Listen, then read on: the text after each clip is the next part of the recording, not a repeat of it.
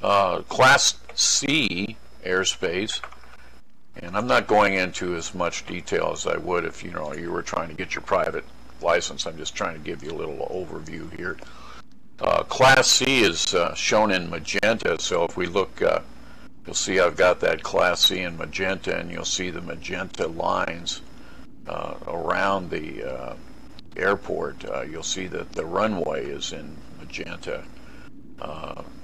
It's similar to Class B, but just in magenta.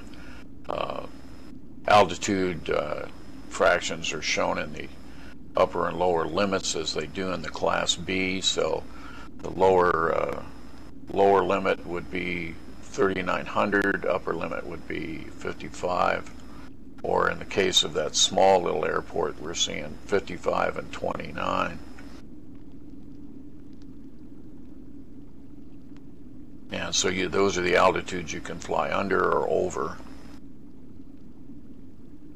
If you kind of think it, Class B would stand for big cities, and C would stand for just cities. In other words, they don't have to be real big ones, but these areas are still controlled, and you do need permission to enter those airspaces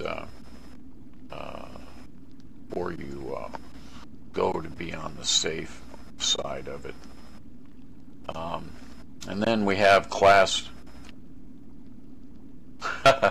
yeah, I think of Class D airspace as dime-sized cities.